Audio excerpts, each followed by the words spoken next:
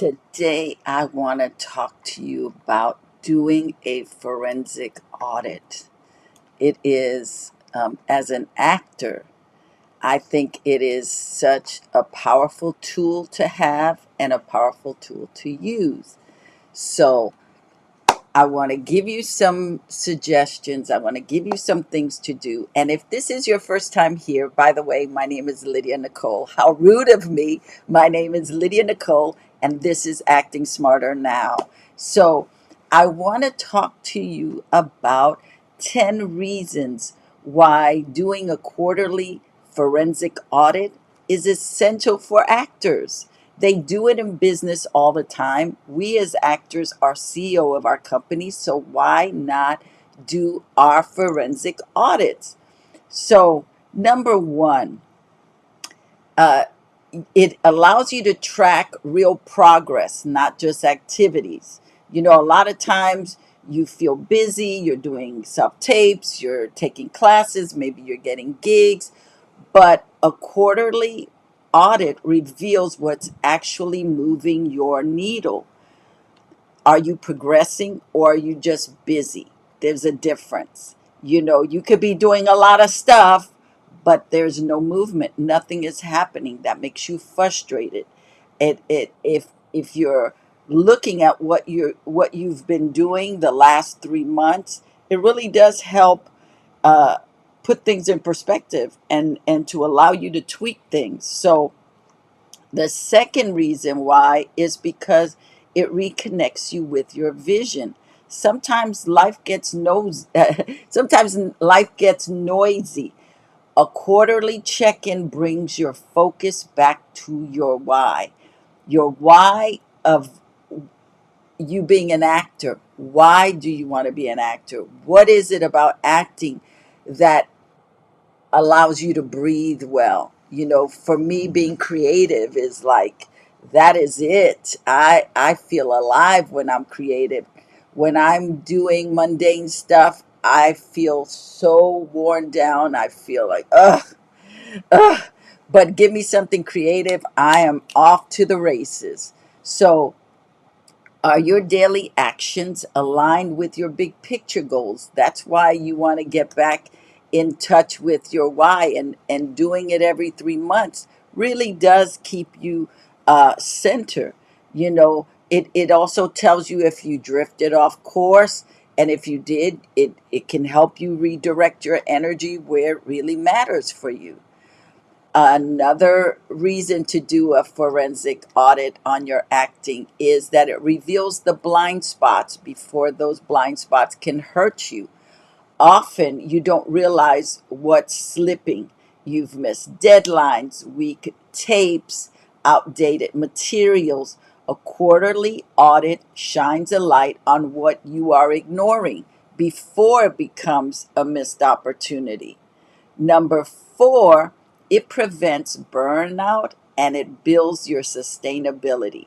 Doing too much without checking in leads to burnout. Because you forget, why am I doing this? What is all of this about? And this is what causes meltdowns. Doing too much without checking in hurts you.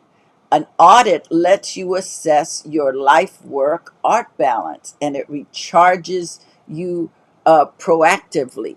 It gives you permission to pause, reset, strategize, so that you're not just hustling endlessly. Not, there's nothing wrong with hustling, but it's got to be intentional. There's got to be a purpose behind it, not just, I'm going out there, I'm doing. What are you doing? What are you doing? That's where we want to know. Number five, it sharpens your business mindset. It sharpens your business mindset. Treating acting like a business means you're checking your books, you're checking your efforts, you're checking your returns. You know, if you're putting money in the bank, you want to know it's there. So if you're putting all this energy into your acting, you want to know that there's going to be a payoff.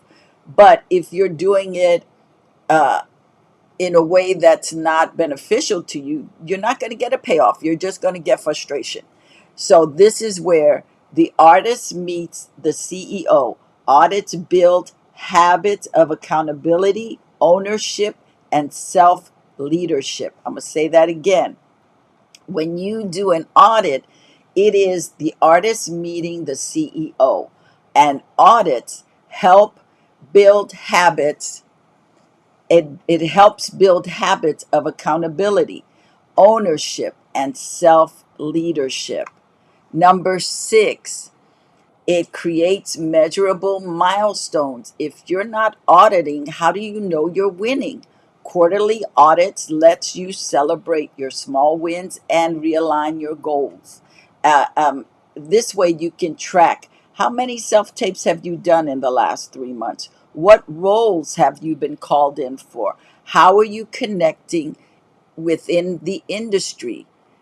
Number seven, it keeps you adaptable in a changing industry. This industry is always evolving. From when I started to now, it is a whole different industry. So um, your systems should be aligned in that as well. And we're going to talk about systems in a minute, because this is something that I learned recently. So it has been a game changer for me. So we're going to talk about that. So a quarterly review lets you adjust what's not working. That way you're not wasting time or energy, whether it's your audition prep, your representation, or your branding. You need to stay nimble, and doing audits keeps you from getting stuck or getting stuck too long. Sometimes you can get stuck for a couple of days, but if you can reset yourself, you're off to the races. Number eight, um, doing these audits elevates your self tape game by reviewing the last 5 tapes that you've done. It allows you, and you can do this every week. If you're doing a lot of self tapes, then every 5 self tapes, go ahead and review them. Sit down, take a few minutes to sit down, watch them. How were they technically? How was the quality of it? Uh, did you spot reoccurring habits that you have? My habit is I've been doing a little audit on my lives, and I see that I tend to say too much. What are your habits, good or bad? And what do you see that needs improvement? This makes your future self tape stronger, more intentional, and it makes you more castable. Also, holding yourself emotionally accountable as part of your audit.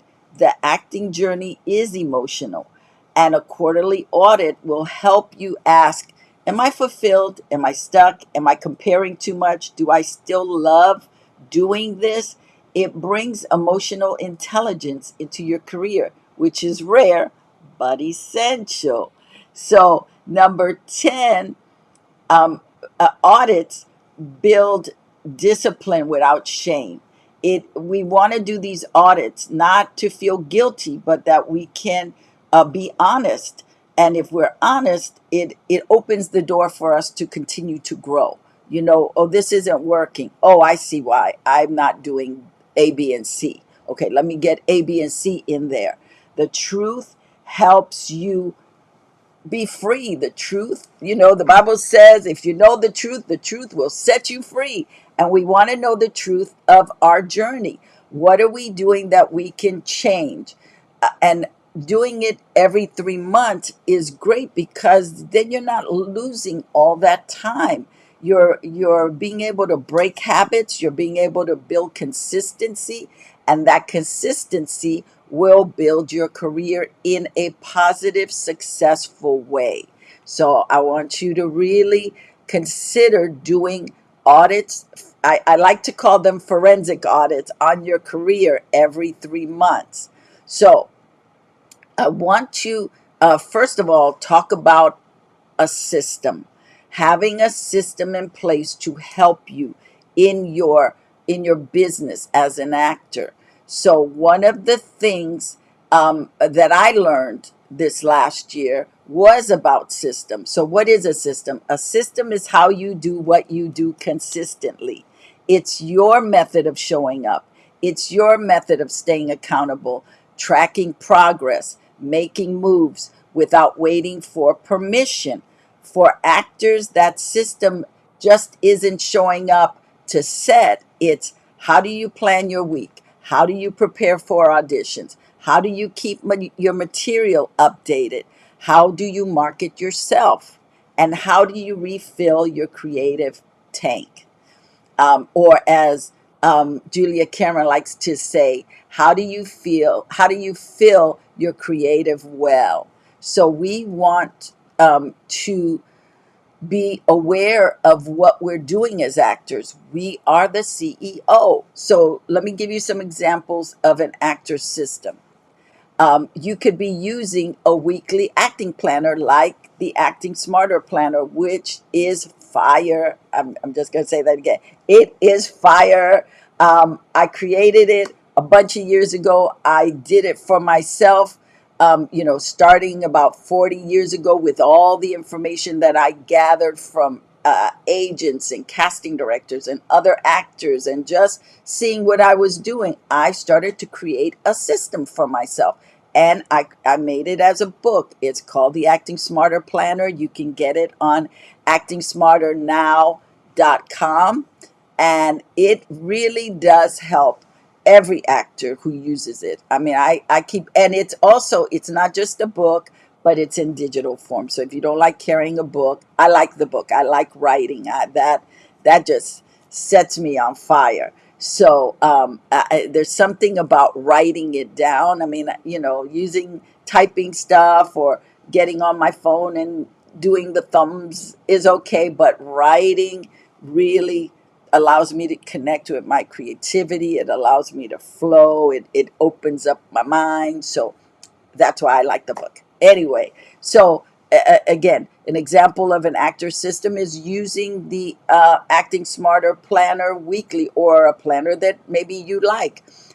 It is also a system, could be scheduling dedicated time for submissions, for classes, rehearsals, meetings, events. That's part of your system. Having a monthly self tape quality review, that's important.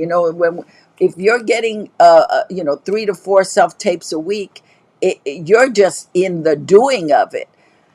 You need a minute to sit down and be able to review those tapes and see, oh, okay, I know what I need to do. Actually, I need to move where I'm shooting the self tapes, because that's not the best place. It's not the best space for me. That could be a hindrance to you with your self tape. There's so many things, but as you are reviewing, as you are looking at it, you get aha moments. Oh, let me do this. Oh, let me do this. Also, part of a system is setting quarterly acting goals. It's also setting goals for your agents, your reels, your bookings. What kind of goals are you putting in place? That's part of your system. Using accountability partners and or mentors. I subscribe to both. I have accountability partners and I have mentors. I still That is something that is part of my ecosystem. It does not change forever and a day, because I am slippery.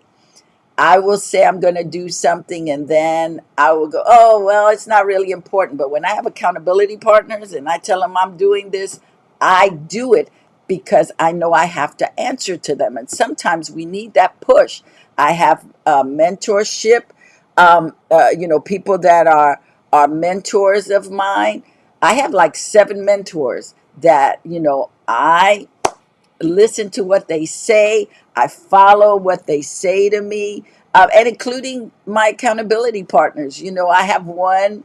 His name is Gledsley. He's the bomb. He helps me so much, and it really makes a difference in how I show up daily. So that is why I'm a big believer in accountability partners. Not just anybody, but find somebody who is either on your level or maybe even a little ahead, that you guys can help each other. It doesn't necessarily matter what fields they're in. Although for me, my accountability partners are other actors, are entrepreneurs, are writers. They are creative, but they have a really good mindset for business, because that's where I fall short sometimes, and we need that. We need those accountability partners that have what we don't, and that we have what they don't, because then we can sharpen each other. The Bible talks about iron sharpening iron. If I'm encouraging you, it's encouraging me. So we want to do that. We want those kind of people in our lives. We want those people in our circles, in our communities. Number two, so we talked about system. Let's talk about time management. Um, a forensic audit, you start to ask yourself questions. That's part of what a forensic audit is. Time management, for example. Where does your time go every week? Where are you putting those hours in? How many hours are you dedicating to your acting career? Out of 168 hours in a week, how many of those hours were intentional? It's really important. In the planner, I have a section uh, on time. Where are you spending your time to hold you accountable? Because it is really important. You know, we look at people who are really successful. You can look at a Beyonce, you can look at a Brad Pitt, you can look at all these people, but they have the same time we do. A Tyler Perry, a Viola Davis, they have the same time we do. They are better time managers, so we have to be good at time management. And it doesn't mean, you're doing things 24/7, but when you do it, you're doing it consistently. You're doing it on purpose. So something that I like to use is the Pomodoro technique, where you work for 25 minutes, you take 5 minutes off, and then you come back 25 minutes, you set the timer. I learned this from my friend Ruthie Otero. She's another accountability partner who's the bomb, who I love. And so you can use different techniques for your time management. I subscribe to the Pomodoro technique, and if you go to Lydia Nicole Live, I actually have on YouTube, I actually have a video breaking down the Pomodoro technique. Um, Also, you want to talk about how you're reacting to life or leading it with your calendar. You want to have a calendar, a physical calendar or a digital calendar that you're putting all your stuff into. It helps keep you honest. It helps keep you on track. I always know when I'm going off the rails, when I'm not putting stuff into my calendar. You want to also um, have routines and schedules. Do you have a set weekly acting goal, or acting goals? Or are you just waiting for auditions to show up? If you're doing that, then you're not really taking advantage of your time. You're not taking advantage of your responsibility as a acting CEO of your company. What days of the week have you blocked off for script work, for networking, for submissions, for training? That's part of your audit. You're asking yourself these questions. When was the last time you scheduled time just to play, to feed your artist? Again, I refer to The Artist Way. Julia Cameron talks about having a weekly artist date.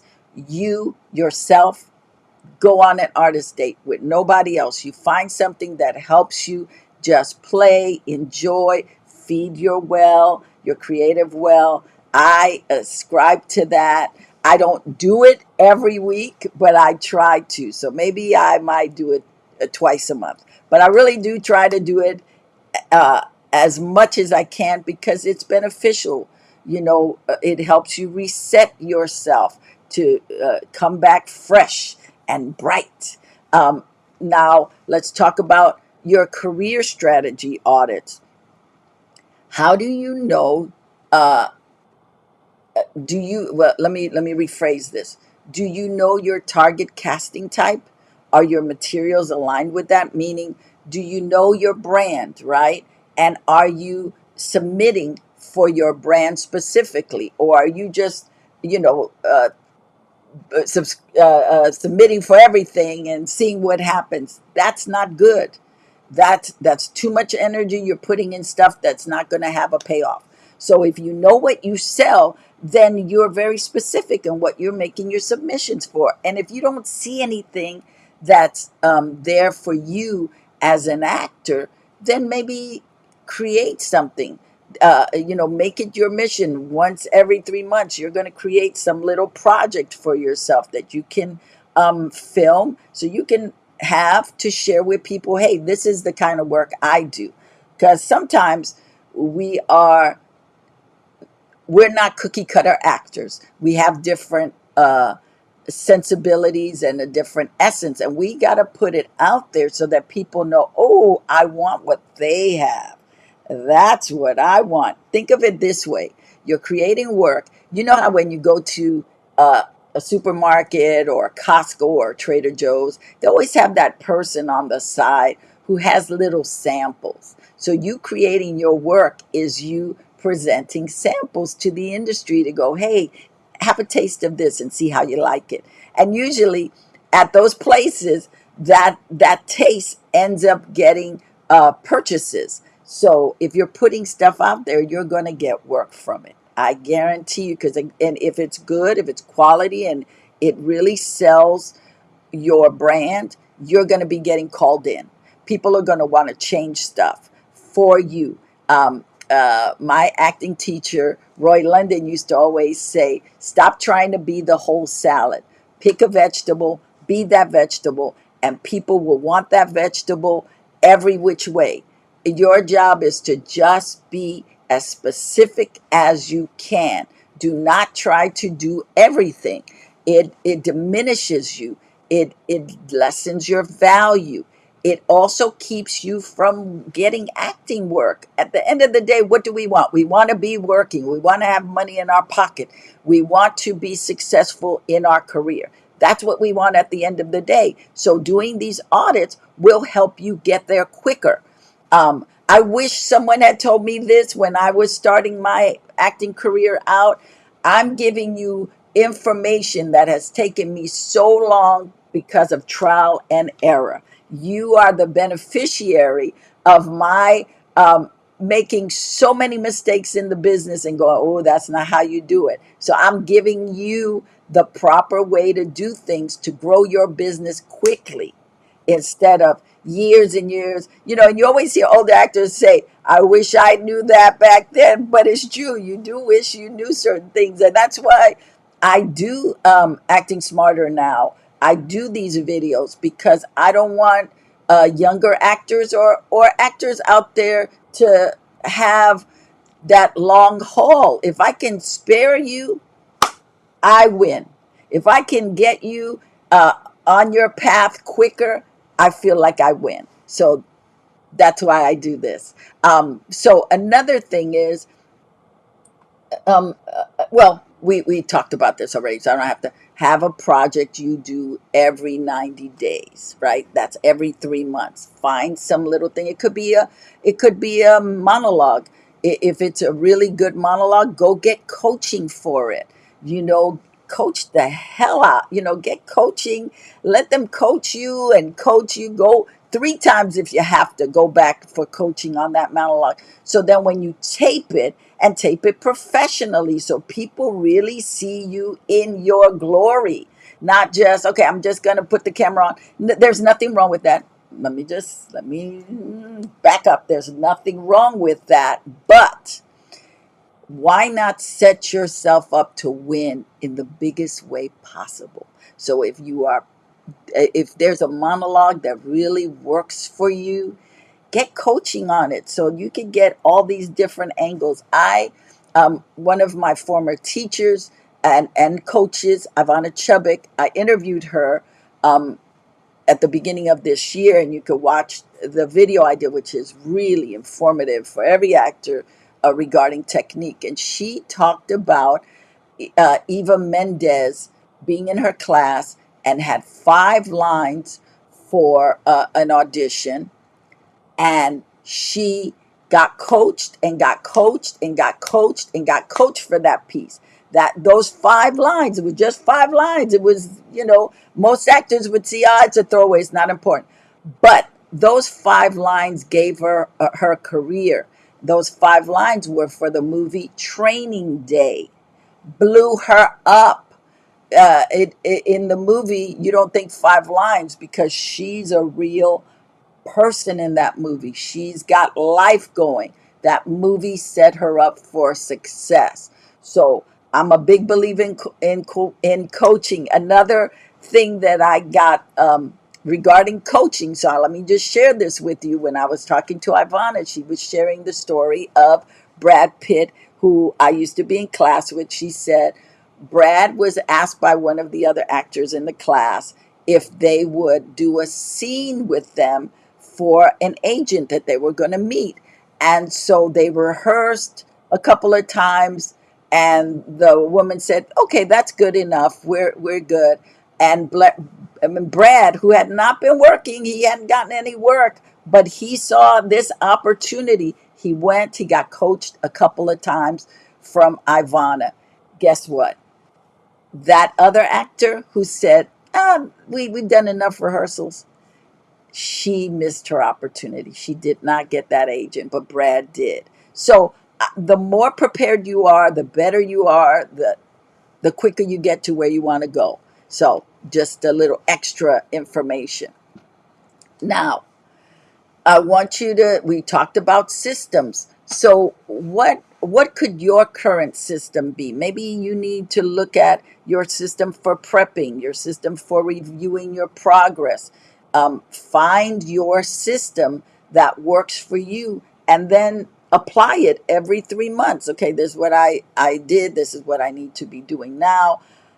Your system regarding how do you track which casting directors or agents you've reached out to.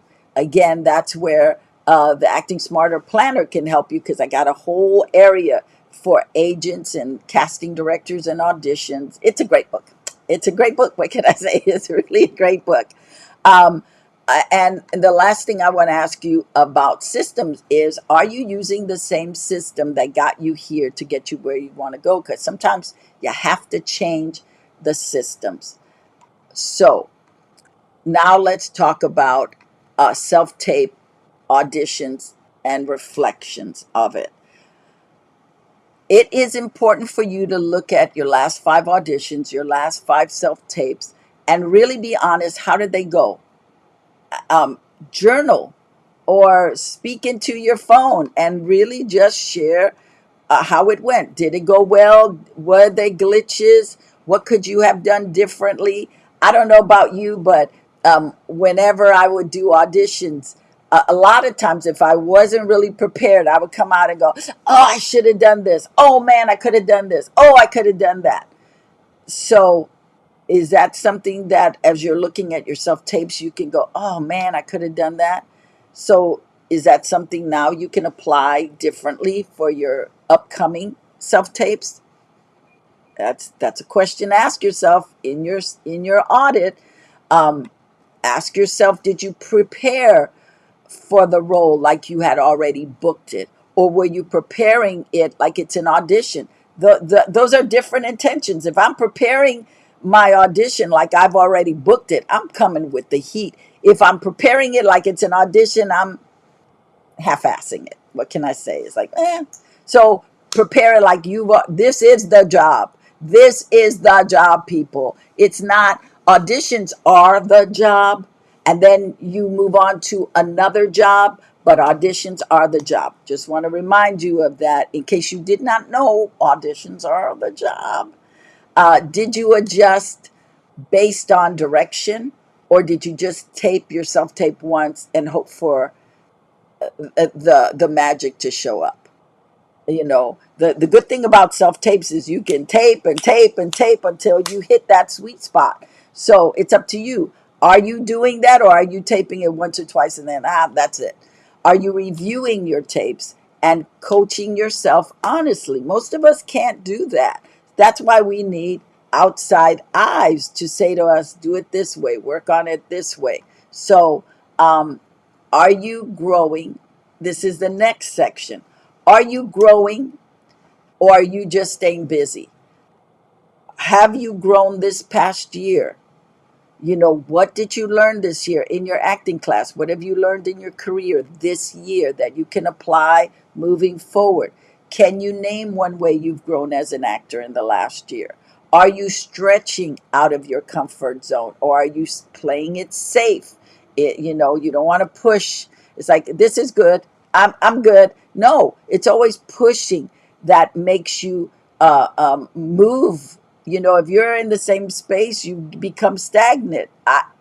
I've had I had fish for a bunch of years, and if you did not change the water daily, it would start the fish would start to get stagnant because they needed that oxygen. Well, we need that oxygen in order to move. You know, if I'm moving, I'm breathing, I'm creating oxygen. But if I'm just staying still, the water starts to get murky. My energy starts to get murky. Everything around me starts to get murky. I get stuck. I get stuck in the mud. Let's not do that. Number 5, accountability and honesty. We talked about that a little bit. Um, Most of the work in our career is most of the work that we put in has to be ours, not the agents, not the casting director, not the algorithm. It's us. We have to do at least 90% of the work. You know, we expect so much from our agents and our managers, but they're just getting a very small percentage of what you make. You got to do the bulk of the work. You know, do you believe you're doing 90% of the work, or are you just doing part of it? That's part of your audit. You gotta be honest. What percentage are you doing weekly that you can say, you know what?